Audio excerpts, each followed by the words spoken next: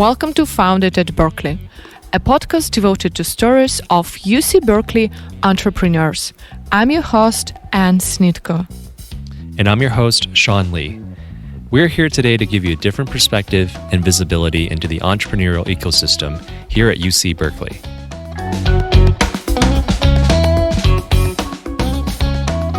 So today we're excited to be in SkyDeck. And our guest today is my good friend, Kourosh. Kourosh is a EWMBA 2018, a double bear, also an alumni of SkyDeck, and co-founder of Ping, an automated timekeeping service for large law firms. Kourosh, can you tell us a little bit about yourself? Sounds good. Thanks for having me on your podcast. So, I'm Kourosh, and I'm the COO of Ping, and we're 5 co-founders that started the company. We're about a team of 12 now, and we started the company in 2016. And I never thought I would kind of get into doing a legal tech company because my background was actually in finance, but I saw a lot of the innovation that was happening in the financial services industry, and I worked in the industry for about 7 years, and so it felt like the legal industry was ripe for disruption. And my best friend, a lot of my friends became lawyers, and our CEO is a lawyer, and he's my best friend from undergrad at Berkeley. And when the idea came up, it felt like the right idea to be able to sort of go for it and really pursue it in a meaningful way. And just to clarify, you are currently an MBA student, right, at Berkeley? Yeah, so I did the part-time MBA program, and I was still working at my job in finance at a company called Baylor. We were doing wealth management, and I got through more than half the program before I left to start Ping. Right. And I got to tell you, I thought I was working really hard when I had a normal job. And after we started Ping, school got so much harder. But I just stuck with it. And I'll be done in 2 months. And it'll be a huge weight off my back. And I'm so thankful that I didn't quit. But at times it can be really hard to balance starting a company with, doing school. And I've had to really limit school to the weekends because I can't let it affect our startup. Right. And so I end up spending like any minute of time that would be personal time or time with my girlfriend or my family ends up sort of going towards school, and then whatever's left gets distributed across. But they've been super understanding. So what was that decision-making process like, quitting your job and going into Ping? Were you guys revenue generating, or was this just like a huge risk? Yeah, it was a huge risk in the sense that we definitely weren't revenue generating. We had a team, and I believed in the people that I was working with, and I knew that no matter what happened, we would sort of navigate and get through this. And credit to the rest of the team, they had each made big sacrifices. So our CEO, he quit his job, and that really signaled to the rest of us that we're going to just do this. This won't be a part-time thing. We need to commit to it. And then our 2 co-founders who were engineers, they said that we'll turn down the job offers that we have. And they were an undergrad. They were doing computer science at Davis. And when they graduated, they said, we'll turn down these big tech jobs, and we believe in you enough to start this company. Let's go for it. The 4th co-founder, Eric, he was in law school at the time and basically said, I won't take the bar because I know we can't afford for me to go dark for 3 months. The company will die. And we hadn't raised any funding, so I was the last one. What ended up happening is, because I kept my job a few months longer, I ended up helping a bit with bootstrapping the company. I see. I moved 2 of the guys into my apartment. They shared a room. We put up a bunk bed for them and really kicked things off. We got this small office in the inner Richmond, and it was a doctor had this like house with a bedroom upstairs. And I was going to dinner one night, and I saw a flyer that said, room for rent. And we went and talked to him, Dr. Johnson. He asked for all these documents from us, like business documents. We're like, listen, Dr. Johnson, like, we got nothing, but just give us a shot. And he believed in us. His daughter went to Cal, actually. And so he let us rent this room upstairs, and we threw a couch in there, a whiteboard, and that became our first office, little 10 by 10 space where we could only fit 2 or 3 desks. Wow. And really kind of got things going. And then for me, when I put my notice in, just getting back to your point, the goal had been that we would pick a date and stick to it. And I had aligned the date with when we thought we would maybe have some sort of a product, because my background's more in business development. And I was like, okay, I could take this thing out and start marketing it, start talking to users. Well, the date came around, and obviously, as it goes, the first time you're building something, you might underestimate how difficult it's going to be. So we had no product, but I had to stick with the date. And so December 1st, 2016, I went full time. That's kind of how things started. Can you describe a little this day for you? Because this process of like going full time, like go all in business, it's kind of a big issue for a lot of you in our classmates. People who want to start a startup, to start a company, people who have like all knowledge to do that. But these changes very scares a lot of people. Yeah, I still remember it. I mean, like it was yesterday, because you work your whole life to reach certain goals that you think are things you should be doing. And so graduated college, got a good job, was making a really great living, felt accomplished, got to wear a suit every day, had a really cool apartment, nice car. And you get to a point where like that stuff just doesn't really excite you anymore. And coming, I guess Vancouver, you were mentioning, was a bit of a small town where I came from. Those are things that growing up I always aspired to have. And then when it happened, it's not what really drove me anymore. And I talked to my parents and told them I wanted to do this thing. And of course, they were incredibly supportive, but as parents should do, they are worried. They want to make sure that you'll still be fine. And I told them no matter what happens, like I'll get back on my feet, and I might look back and this will be the dumbest thing I did, but I'll figure it out. Or I'll learn a lot and I'll figure it out, or it'll become a success. And I have no idea what's going to happen, but I'm just going to move forward with this and go for it. And it was really scary when I went in and put in my notice.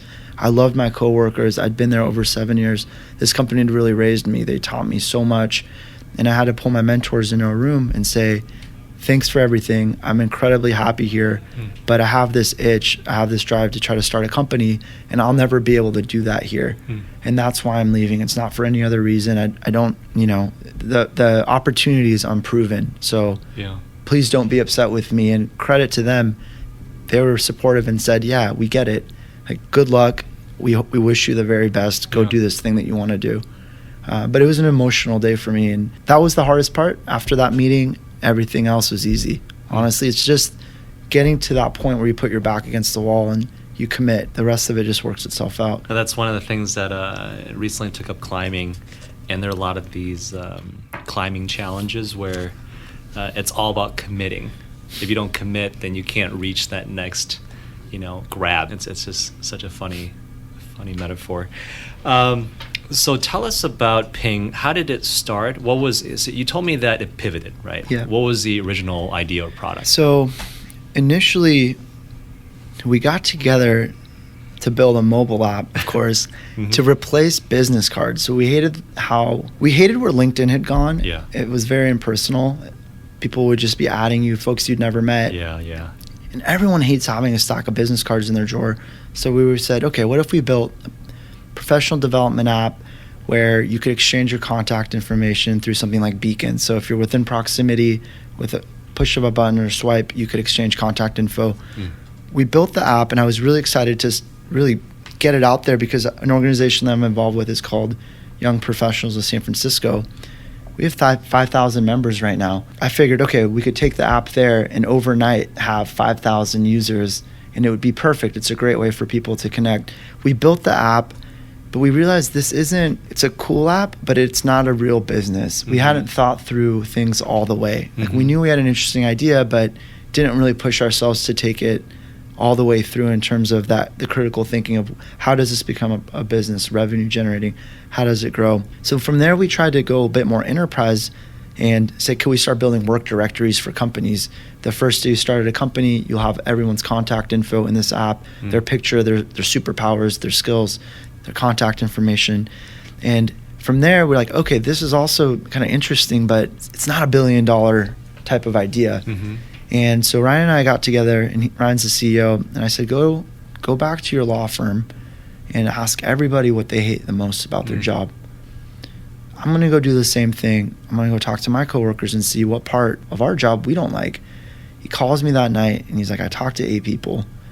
Every single person hates timekeeping. Wow. And he's like, I've known that, but I had never connected the dots that timekeeping is the worst part of my job as a lawyer. Yeah. And I told him, yeah, you're right. Every time we go on these trips, like we were at a bachelor party in San Diego, and he gets up at 7 a.m., jumps in his car to drive back to LA to go to his timesheet. And I was like, what's wrong with you? And he's like, if I don't get this timesheet in, I'm not getting my bonus this year. I'm going to be in big trouble. And so we talked to hundreds of lawyers, and without a doubt, they hated manual timekeeping. And that's when we knew that, oh, this is a problem technology could solve. Yeah. And we went out and we started solving that problem, and we realized really what's more interesting is the data that we're able to collect and what that could do for the whole industry. And that's when we realized we had a real opportunity. That's amazing. To further dig into that, from our understanding, Anne told me that one of your clients is based out of the country. How did you guys? Can you tell a story about how you found your first client? Yeah. I should say how our first client found us. Okay. Yeah. So, it's December 2016, 2 weeks after I've quit my job, started a company, no product, but an idea. Mm-hmm. We launch a website, and it's just a splash page. We started getting some inbound emails, which is a good sign. Yeah. And we get this email from a guy named Nick West. He's at a global UK law firm. And he says, give me a glimpse into the future. Really interested in what you guys are building.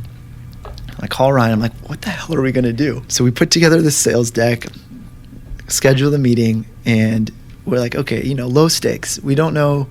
They're on the other side of the world. It's a good learning opportunity. Yeah. So a minute before the call, we're ready. We're both a little nervous. It's our first time going through the sales deck. Ryan's fire alarm goes off in his room. So he's up on a chair, like swatting this thing off the ceiling, rips it off, throws it off the balcony. He's out of breath, jumps back on, and then the call starts. Uh-huh. We stumble our way through the call, and there are like 6 or 7 people on the other end of this call. We have no idea who they are, but they have these charming British accents. Yeah. And we get through the deck, and at the end they're like, okay, this sounds amazing, but you're clearly way too early. Like, you haven't shown us anything. Well, that's how it started. Mm-hmm. And 2 months later, Ryan and I flew out to New York for a LegalTech conference. Sure enough, Nick West, the same person who reached out to us, was there, and we met him. And we immediately hit it off. He is a technologist within the legal industry who is a visionary and really sees where things are headed. Mm. And when you heard how we were thinking about things, it clicked. And from there, the pattern of what happened after that, it's almost incredible, sort of the steps that got us to closing this deal. But he said, I've got a lot of data that we want to make sense of. And I think there was really, really interesting findings that could come out of this data. And we said, well, we have data scientists on our team. Give us a shot at this. Let us take a look at it. Mm. We'll anonymize it. We'll look at the data, and we'll report back to you free of charge. And through that experience, we started building a relationship with them. I see.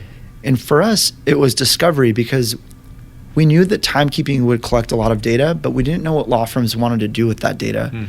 And so we said, we know we can do the timekeeping. Technology can solve that. Let's start to do discovery around what's interesting about this data collection. And through that experience, we built a relationship with him. One thing led to another, and he called and said, we're going to run an accelerator out of our law firm. And it's only one of the only firms in the world that's doing this. They're incredibly forward-thinking as a law firm. Mm. They interviewed 100 companies across the world that were interested in legal tech or are building legal tech. And we were on a tight budget at that time, and we had a decision to make. Is Ryan going to do a Skype interview or fly out there? And he calls his dad, and his dad's like, son, if you're going to do something, just do it right. Right. So we booked him a $1,500 flight, sent him to London. He nailed the pitch, came back the next day, and we got accepted into the program. Wow. And from there, we had to decide as a company, is it a distraction to split the team between California and London? And we had a lot going on in the US. We'd gotten into UC Berkeley SkyDeck program. We were talking to LexisNexis about a startup program they were doing. And we disagreed but committed. And I thought it might be a distraction to split the team. And Ryan, since he'd gone there and he'd seen it, he really had conviction that this could be the opportunity that we needed. And so he committed. He said, I'll move out there. I know you have school, you have things going on. You handle all the operations in the US. I'll go to London. Well, 3 days before he was supposed to go to London, it was a turn of events, and some things came up where real opportunities popped up for us here in the US with a few of the biggest law firms in the world, mm-hmm. among a few other personal things that had come up. And he called me, he said, I didn't sleep last night, and I know this is going to kill you, but I need you to fly out on Sunday. and it was Thursday. I took a deep breath and I said, all right. I said, I'll go. I'll go. I'll move out there. And my mom was visiting for Mother's Day that weekend. Yeah. So the next thing I did is I called her and I said, hey, Mom, like, hey, good news. I'm going to see you on Sunday. It's really exciting. You're coming to San Francisco, but you're going to have to help me pack because I'm moving to London for 10 weeks on Sunday. Wow. And I called my girlfriend, had the same conversation. That didn't go as well. But we worked through that as well, and I got her out there for the month of June. These little things, these little sacrifices all added up, and honestly, that experience taught us so much. We went from being just a startup that had a good idea to one that spent 10 weeks working with a top law firm, hands-on, talking to their executives, their lawyers, the lead IT folks at the firm. And by the end of the summer, we had a goal of getting our first global enterprise customer, raising investment funding, and becoming experts in enterprise software deployment. In a concentrated 3 months, we achieved that. And that's when really things completely changed for us as a company. And it all started with that crazy sales call with the fire alarm going off, 6 months prior to that. This is amazing. Those are the kinds of stories that we want to hear. You can't make that stuff up. I mean, You can. I have a question. I think that it can be interesting for a lot of people to hear about bootstrapping, like your strategy at the beginning, because a lot of people think that they need to rise to have some capital to start with. So how you did that? Know that you didn't have like any funding just before this point. Yeah. I can comment on that on maybe two levels. So on a personal level, my dream had been to start a company much, much earlier. I wouldn't have waited as long as, I guess I was 28 or 29 when we started the company. But unfortunately, I needed to build enough savings to be able to do that. Yeah. And I figured I'm going to work hard. I'm going to raise, put aside enough money where I can just go do this crazy thing for a year or two, and it won't hurt me, and it won't hurt anyone around me. And so that's why it took so long for me to take the leap. And in between, I'd started other things, but I could do them on the side. But to really commit, go all in on something, personally, that's why it took me so long. And I think that's important because a lot of people give advice, just go for it. And that's true. Like, entrepreneurs absolutely have to go for it. You can't second guess yourself. You have to go for it. But you also need a few things that are in place before you can really go for it. Because if you go for it and those other pieces aren't in place, you're not really going for it, and you're gonna get distracted. Absolutely. And a company will absorb every ounce of energy that you have. Every minute that you're awake, you're going to be thinking about your company. And you can't be worrying about how am I going to make rent this month, or do I have enough money to book this flight to go see this client. So I guess on a personal level, that was important. And then we got that taken care of. That also allowed me, going back to what you were saying, when we started the company, our team's really interesting. We had three of our co-founders basically coming straight out of school. One was graduate school, a lawyer, and the other two were undergrad, incredibly talented engineers, but coming right out of so they obviously were counting on Ryan, who had been in the workforce for a few years as an attorney, and me, I've been in finance for 7 years, to be able to do certain things to get us off the ground. And those are little things like being able to get our first office or provide housing to two of my co-founders in the city for a few months, or actually almost a year. And we did those things. And very quickly, when we felt like we had our act together and we had a very clear vision where we're going to take the company, then we felt comfortable going to our incredibly supportive friends and family and mentors. And we told them what we were doing. They saw the conviction in our eyes, and they saw what we had given up to get to that point. And we raised our angel round in February.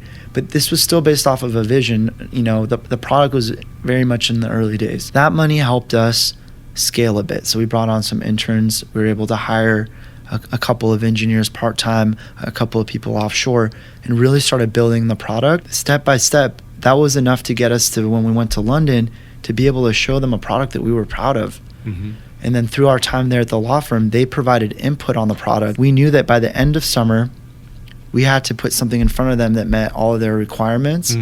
And so basically overnight, we made a few more phone calls, raised a bit more capital, tripled the engineering team, and got to work for an intense 10 weeks.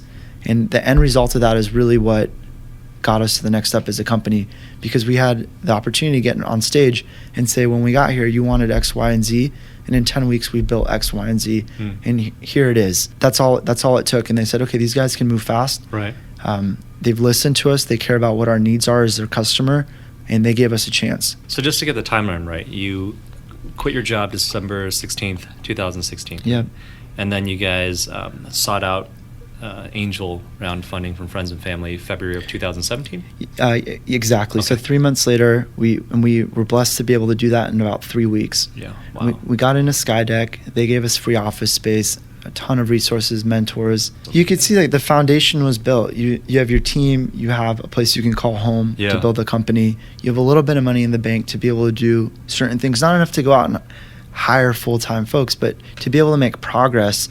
And the rest of it, the co-founders we had to carry the burden. But those incremental steps, if you just work hard enough, the incremental improvement adds up. And when you look back, you end up with a result that you can be proud of. We just talked with Sean that entrepreneurs pass. There are also some people who help you, so you never do anything alone. Yeah. So usually there's something who help you, who inspire you, who mentor you. Do you have such people in your life? Yeah, I'd like to touch on a few people that really stand out. First and foremost, my parents. So blessed to have them in my lives. My dad came here when he was 14 from Iran. He was in elementary school with my mom, always had a crush on her. They lived in the same neighborhood. And when he was 19, basically reached out and said, like, I've liked you for years, and we need to make this happen. And I guess my mom took a big chance and flew to America, and they got married, and that's how I ended up here. But they really inspired me. They small business owners. I've never seen anyone work harder than them. Risk takers, always doing things on their own, and that gave me kind of that entrepreneur blood. It's in your marrow. You have to have almost seen it to be able to replicate it. And obviously, I'm applying it to technology. That's not what they did, but a lot of the characteristics are the same. So that's that. Then when I was in high school, I was involved in student body and involved with education system a bit. I was a student rep on the State Board of Education, which was a great opportunity. I'd given a short speech that was televised on like local TV, something that no one watches, it plays in the middle of the night. But one person in particular saw it, and he gave me an opportunity. So my freshman year at Cal ended, and I went back for the summer. A hedge fund manager who was from my hometown and who was a huge advocate of public schools, David Nierenberg, he gave me a shot, and he gave me my first job in finance. Wow. And I was 18, 19, didn't really even know anything about the stock market, but he brought me in. He brought me in for the summer, gave me an opportunity, taught me, and really inspired me. And that was my first job. And I'll actually take one step back and tell you one more thing about David. When I was applying to colleges, this is a story that really sticks with me. I'd only applied to one school. I applied to University of Washington, because I was from Washington, and that was it was a great school, and that's sort of where people from my high school went if they wanted to pursue their higher education. And he pulled me in the first time I met him, and he said, "Have you thought about any other schools? Have you looked at any other opportunities?" And I said, "Not really. Like, Seattle's close. It makes sense. And he said, "No, I want you to dream bigger. Just do it. Yeah. UW's a great school, and if you end up there, you'll do amazing things. But why not consider out of state?" Right. And so I applied to Berkeley because I'd grown up here and I'd always admired this campus. And he had gone to Yale. And he says, "What do you know about Yale?" I said, "Nothing. I've never been to the East Coast, David. I don't know anything about Yale." And he's like, "Okay, well, I'm going to book you a flight. I'm going to set you up with some people in the dorms." And he sent me to Yale for a few days. And I was 17 years old. It's the coolest thing that had happened to me. And I get to Yale. Yeah. I'm supposed to go there for a few days to see the campus. They end up having a snowstorm. I end up stuck in Yale for over a week. And I don't have to do homework. I have nothing to do. So I'm making friends, partying, having the time of my life. Yeah. And I'll never forget this. I was staying with 3 guys in their dorm room. And at night, they were on their computer. And I'm like, "Hey, what is that? What are you guys messing around with?" And they're like, "Oh, it's this thing called the Facebook. It's only for Harvard and Yale. Like, don't worry about it, And I was like, "All right, that sounds cool." And sure enough, you know where that went. But my point with this story is, I'll never forget that someone just saw me and saw something in me and basically volunteered to give me a chance. So he put something in front of me that I hadn't really thought much about or thought would be feasible or possible or within reach. And he inspired me. And that really changed everything for me. So I ended up deciding to go to Berkeley, came here, and then he gave me my first job in finance. And when you're 18, 19, and you see those types of things that you'd never have experienced before, it allows you to start dreaming. And that's all it takes is a dream, because if you can dream, then you can pursue that dream. But if you don't have the vision, the dream, that's where things stagnate. And that's really how my whole education and professional life started, was through that experience. Can you talk more about who you met after that? Absolutely. So I got to Berkeley, and I was an out-of-state student, so naturally I had to figure out how I'm going to pay for school. I started looking around for opportunities, and this was 2005. I was a freshman, and I discovered a new program called the Center for Entrepreneurship and Technology. And Professor Ikhlaq Sidhu was running the program. At the time, there was a woman, Susan Broderick, who was helping him. And I think it was one of the first, as far as I know, entrepreneurship programs that was taking off on campus. And Ikhlaq, he had a vision.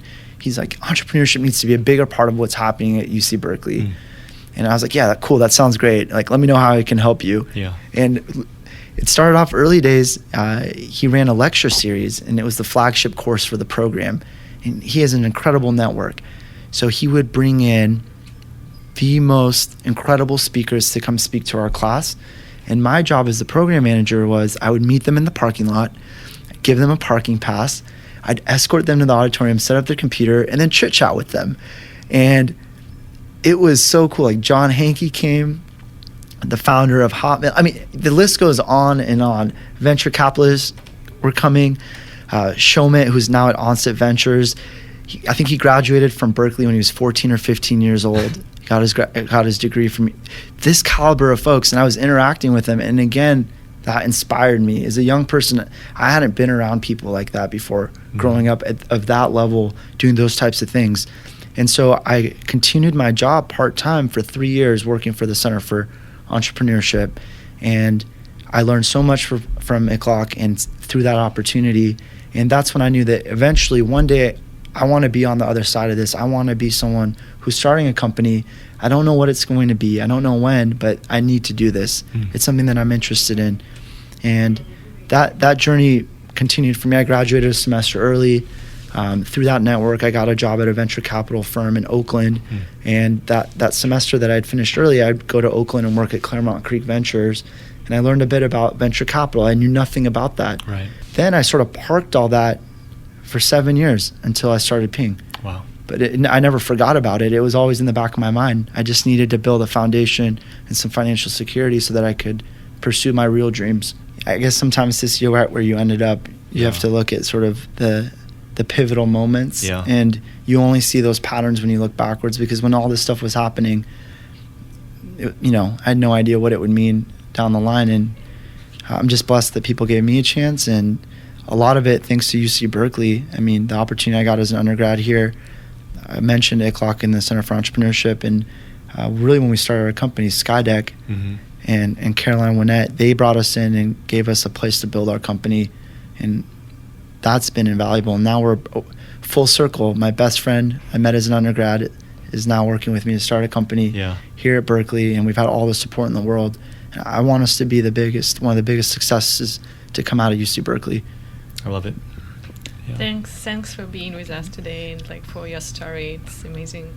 Thank you both for taking the time and really capturing these stories and sharing them with the Berkeley community, because I think it's important for the people to be able to connect and know that they're not the only ones who are thinking about maybe taking the leap, that other people have done it, and that we can all help each other.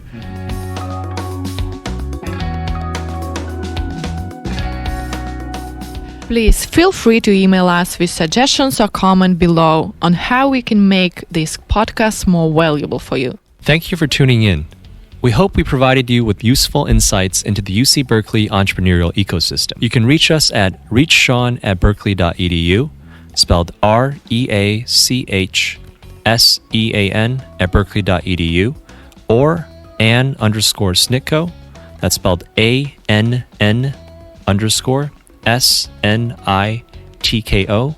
at berkeley.edu.